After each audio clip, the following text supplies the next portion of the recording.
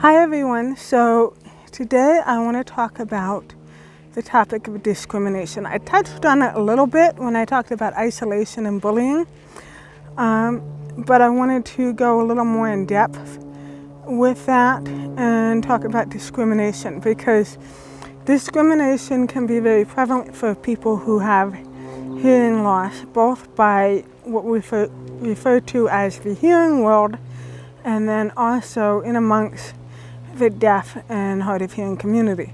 So let me first address the topic of the deaf community. The deaf community is a specific community.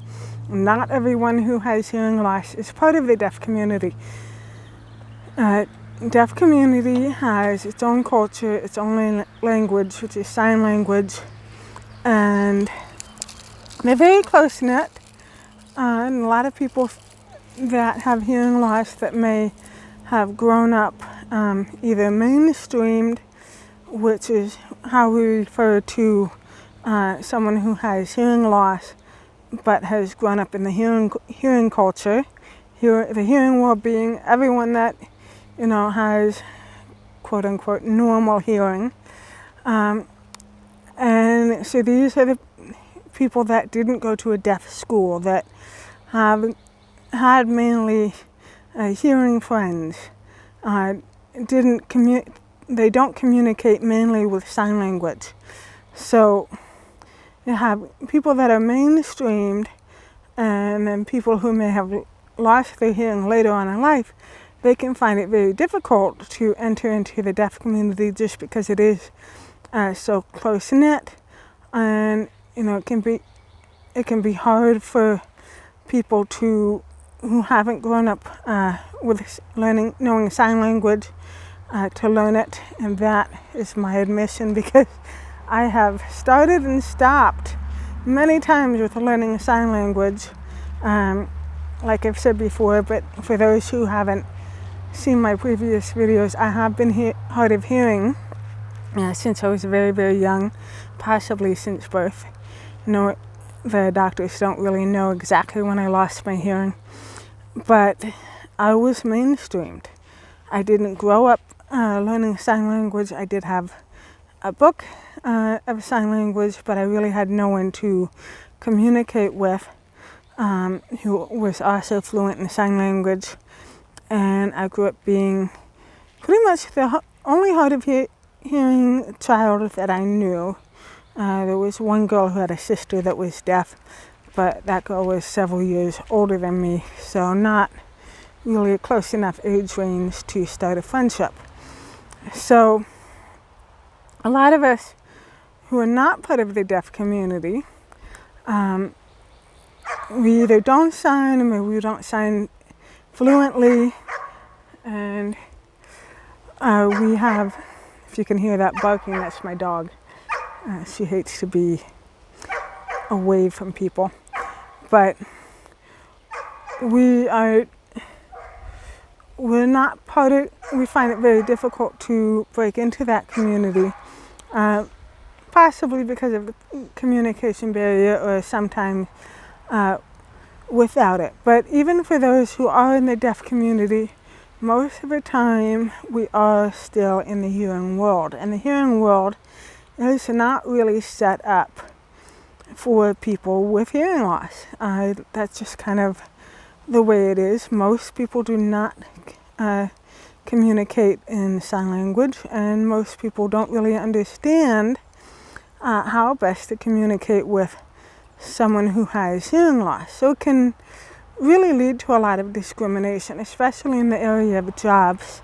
I've talked to numerous people on hearing loss support groups that have told me that they have hid their hearing loss because of the fear of losing their job, or being discriminated against, or having, being downgraded because the employers don't feel like they can really handle it, or might not be able to handle all of their responsibilities. And really comes down to accommodation. The Americans with Disabilities Act does require that employers provide accommodations for for their employees with disabilities, and a lot of people tend to think that simply means ramps leading into a building, but it's, for people who use a wheelchair. But it's far more than that. It includes things like providing captioning, providing sign language interpretation, providing information in Braille or other sight assistive devices for people who are either blind or have difficulty seeing. Being accessible as far as the machines that they use. It covers a lot of different things. But sometimes those accommodations can come at a cost. So it's not uncommon, unfortunately, for employers to either not hire someone with a disability in the first place, or if they do hire them, then they end up letting them go, firing them, or bringing them to a position that they're underqualified for, and then they're underpaid because it costs too much to provide the necessary accommodations, and then they make all sorts of excuses for it.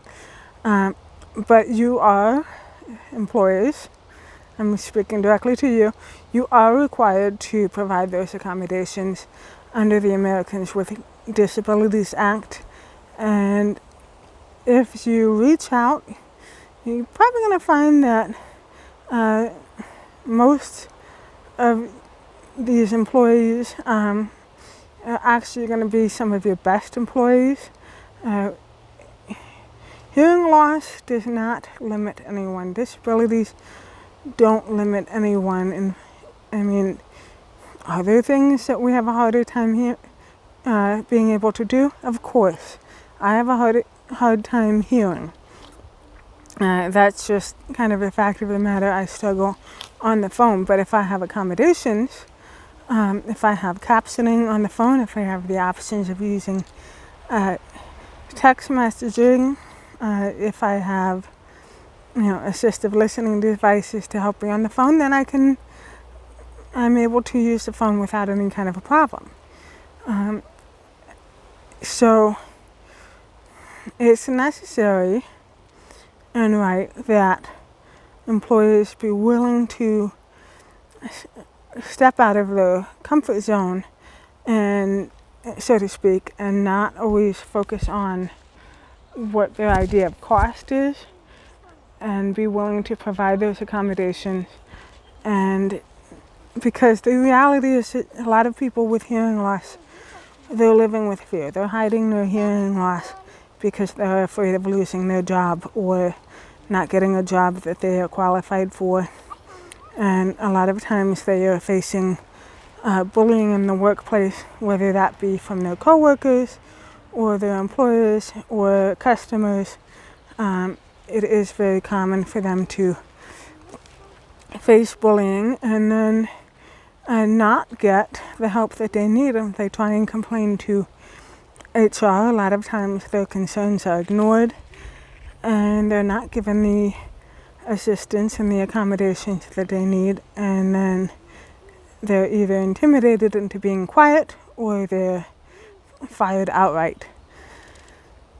And it's really a shame because your employees, the ones that you think have struggles, they might be the best employees, whether that's someone that has hearing loss or someone that has another form of disability, or maybe someone that's just not like you. If you're willing to reach out, step out of your comfort zone, and give them the chance and give them the accommodations that they need, you might find that these are really your best workers. So I just wanted to kind of bring that to light because I have seen So many posts. I mean, I'm not just talking about one or two. I'm talking about numerous posts from people who have either been wrongfully fired, or they've had to deal with bullying in the workplace. Like I said, either from their co-workers or their boss, or, even in education, a lot of students face bullying from their teachers. So they're having to deal with the bullying, or they're just feeling like they can't reveal that they have hearing loss if they have a level of hearing loss that's where they're somewhat able to hide it.